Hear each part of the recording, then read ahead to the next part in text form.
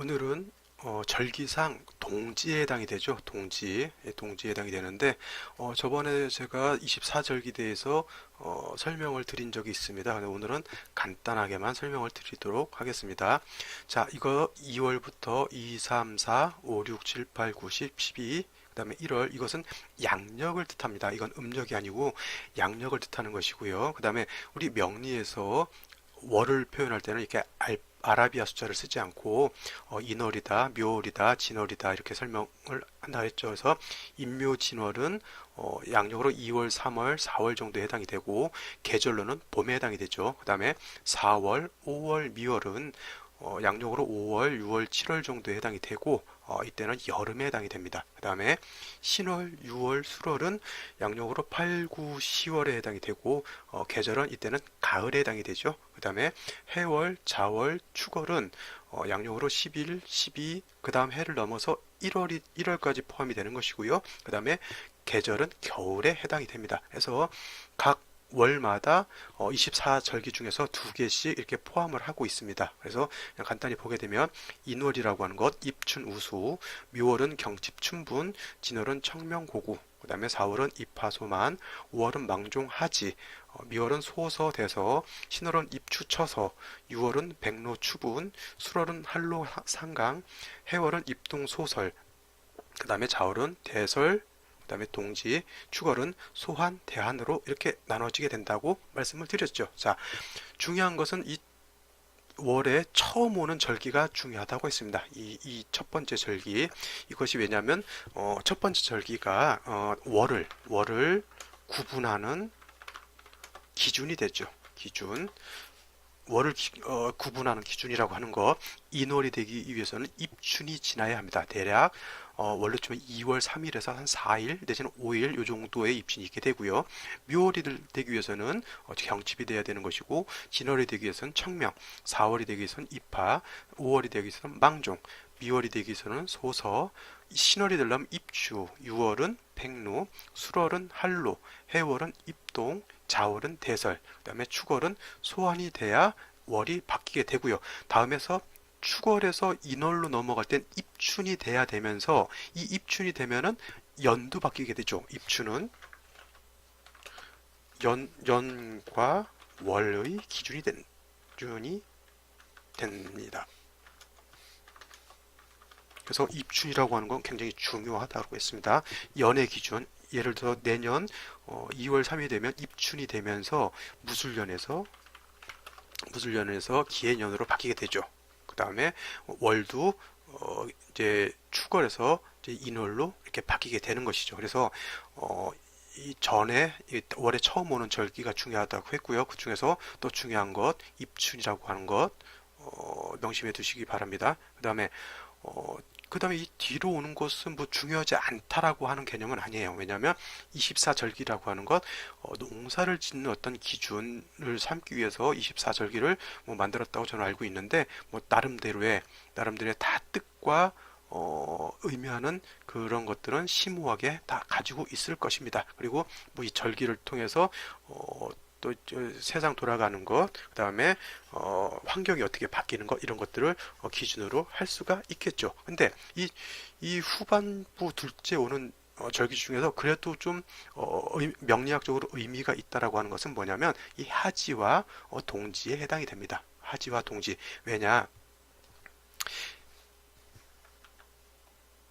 왜냐하면 이 동지가 이 하지가 우리가 그 말을 할 때 그 양이 가장 왕성할 때가 하지에 해당이 되죠. 하지. 자, 이거를 이렇게 놓고 볼 것이 아니라 이렇게 한번 놓고 보죠. 자, 이거는 아까 요거는 평면적으로 우리가 그냥 암기하기 위해서 이렇게 놓는다라고 하면 모든 것은 일단 구궁에다 놓고 배속을 시켜 놓고 보면 좋겠죠. 그래서 똑같습니다. 자, 인월이라고 하는 것, 입춘우수, 묘월은 경칩춘분, 그다음에 진월, 청명고구, 4월 입하소만, 5월 망종하지, 미월 소서대서, 신월은 입추처서, 6월은 백로축운, 그다음에 술월은 한로상강, 해월은 입동소설, 그 다음에 자월은 대설동지, 축월은 소환대한. 이렇게 해서 구궁으로 외우시면은 훨씬 암기하기가 좀 수월해질 겁니다. 자, 여기서 보면은 아까 말씀드렸던 요 하지라고 하는 때가 양이 가장 강할 때예요. 양이 가장 강할 때이기 때문에 이 하지의 낮이 가장 길게 됩니다. 그죠?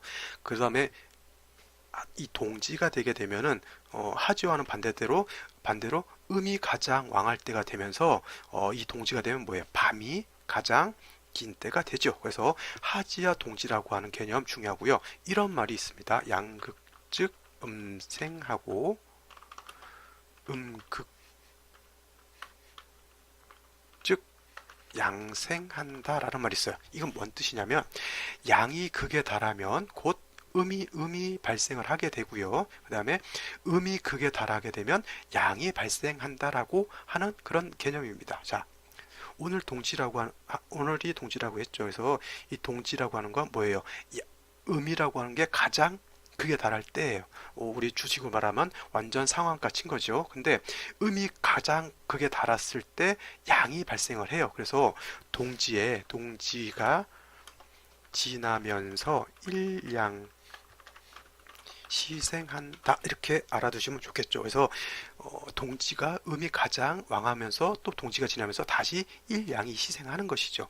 그래서 자가 일양이 되는 것이고요. 축은 이양, 이는 삼양, 묘는 사양, 지는 오양, 사는 육양이 되면서 양이 여기서는 미흡하게 시작을 하지만은 자축, 인묘, 진사, 오까지 가면서 음이 양이라고 하는 것이 점점 왕해지겠죠. 반면에 이 하지가 되면은 양극즉 음생하는 거예요. 그래서 이 5월인 하지가 양이 가장 강하고 낮도 가장 긴 때 해당이 되죠. 그러면서 이때 5월 하지가 지나면서 일음이 시생하죠. 일음. 하지가 지나면서 일음이 시생한다. 이렇게 알아두시면 되겠죠. 그래서 5월이면 양이 극에 달하면서 이때가 1음이 시생해서 5가 1음이 되고 미는 2음이 되고 시는 3음, 유는 4음, 술은 5음, 그 다음에 해는 6음이 되겠죠. 그러면서 다시 자월이 되면 음이 가장 왕하면서 다시 일양이 희생하면서 이렇게 한 해가 돌아가게 돼 있는 거여서 양이 점점 왕해질 때 모든 만물이 땅 속에 겨울에 겨울잠을 자던 모든 동물들이나 식물들이 인월, 자월, 축월, 인월을 지나면서 봄으로 가게 되니까 어떻게 돼요? 기지개를 켜고 모든 만물이 세상에 이제 드러나게 되죠. 그렇게 드러나는 것이 5월이 가장 극성하다는 얘기고요. 그 다음에 5월에 일음이 희생하면서 점점 음이 강해지죠. 그래서 이 가을 되면 음이 강해지니까 점점 기후는 서늘해지게 되는 것이고 겨울이 되면 꽁꽁 얼게 되죠. 그래서 이 자월부터 희생했던 양이 이렇게 커졌고 그 다음에 여기서부터는 이제 드러냈던 만물들이 다시 겨울을 준비하기 위해서 점점 안으로 수축하게 되는 그런 순환 반복하게 돼 있는 것이죠. 그래서 하지라고 하는 개념, 동지라고 하는 개념 이렇게 알아두시고요. 그 다음에 또 말씀드리고 싶은 것은 우리가 음양을 나누게 되면 목, 화, 토, 금, 수 중에 양이라고 하는 것은 뭐예요? 목, 화가 양이 되는 것이죠. 그 다음에 음이라고 하는 것은 금수가 음이 해당이 되는 겁니다. 토라고 하는 것은 양도 아니고 음도 아닌 중성이죠.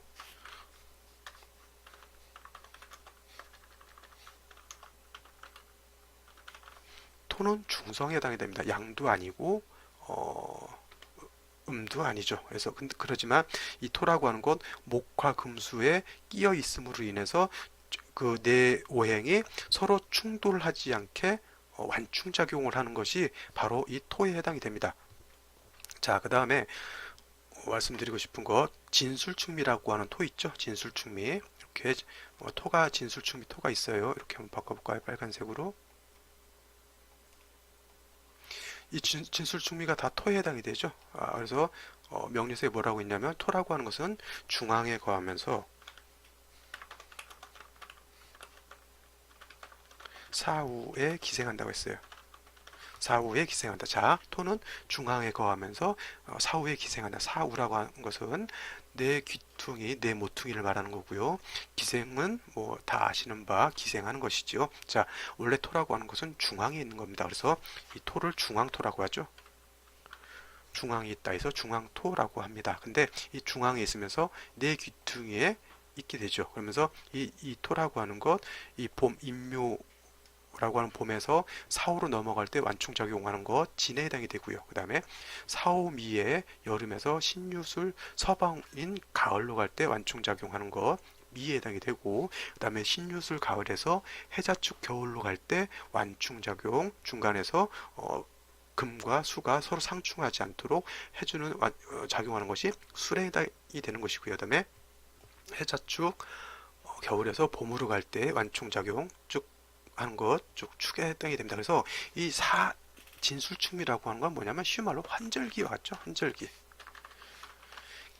계절이 바뀌는 그런 때하고 같아요. 그래서 진술충미라고 하는 것은 계절과 계절이 바뀔 때 중간에서 완충 역할을 해준다라고 하는 그런 개념에 해당이 되죠. 그래서 토일간들, 무기토일간들이나 아니면 토가 이렇게 왕한 사람들이 되게 완충 역할 같은 거를 굉장히 잘 합니다. 그래서 그게 뭐 어떤 개념이냐면 뭐 중간 역할 같은 거, 중개업 같은 거 잘한다고 볼 수가 있겠죠. 그 다음에 제가 이렇게 빨간 선과 파란 선을 이렇게 나눠놨죠. 이건 어떤 것을 설명을 드리려고 했냐면 아까 말씀드렸지만 목화금수를 음양으로 나누게 되면 양이라고 하는 것이 목화가 되는 것이고 음이라고 하는 것 금수가 됩니다. 토는 뭐 중성이기 때문에 뭐 굳이 신경 안 써도 되는데 이렇게 목화를 양 금수를 음으로 나눌 때는 이 파란 선과 같이 구분선이 지어질 거예요. 왜냐하면 인묘지는 목이고 사오미도 화죠. 그래서 목화가 왕한 때가 이렇게 해당이 되는 것이고요. 그 다음에 신유술 해자축은 금수에 해당이 되는 것이죠. 물론 토도 끼어 있긴 하지만 그래서 금수는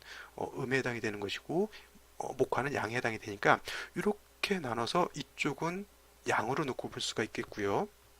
이쪽은 음으로 놓고 볼 수가 있겠죠. 자, 이거는 이렇게 나누는 하나의 개념이 있는 거고 제가 오늘 빨간 선을 하나 더 그어놨어요. 이거는 무엇이냐면 아까 말씀드렸던 동지와 하지의 개념입니다. 이때부터 양이 시생을 하죠.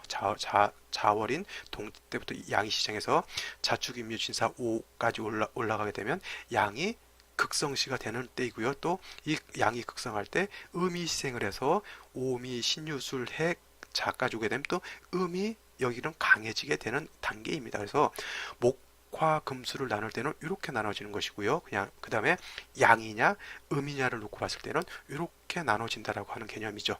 뭐 이런 거는 이제 사주를 볼 때 좀 참고하시면 되고, 그 다음에 일양이 자에서 동지에서 시생한다라고 하는 개념은 또 어떤 개념이냐면 우리가 한 해가 바뀌는 것을 입춘을 기준으로 합니다. 입춘, 그죠?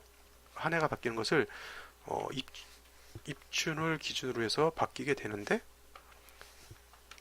경우에 따라서는 동지를 기준으로 하는 그 학자들도 있어요. 동지 기준으로. 그래서 한 해가 바뀌는 것을 입춘으로 한다라고 하는 거는 입춘설에 해당이 되고요. 그 다음에 동지를 기준으로 해야 된다. 동지설입니다. 근데 기본적으로 이거는 이렇게 알아두시면 돼요. 사주를 볼 때 사주가 해가 바뀌는 건 입춘설로 보시면 이게 더 타당한 것 같고요. 저도 그래서 입춘설을 에 따라서 사주를 이제 세우게 되죠. 근데 동지라고 하는 개념은 뭐냐면 일양이 여기서 시생을 하기 때문에 입춘 전인 요때 일양이 시생하기 때문에 한 해에 대한 어떤 운기의 발달 시작은 동지에서부터 시작한다 이렇게 놓고 보시면 될 거예요. 그래서 근데 이거를 사주를 뽑을 때 동지설로 해서 사주 뽑는 거는 좀 문제가 있고요. 그래서 이렇게 정리를 하면 사주 뽑을 때는 입춘설로 보시고요. 그 다음에 운기는 먼저 땡겨서 동지부터 일양이 시작하면서 그 다음에 운기가 이때부터 발동을 건다 이렇게 생각하시면 될 겁니다. 자, 오늘은 동지에 대해서 간략히 이렇게 설명을 드렸고요. 자, 다음으로 명식을 보도록 하겠습니다.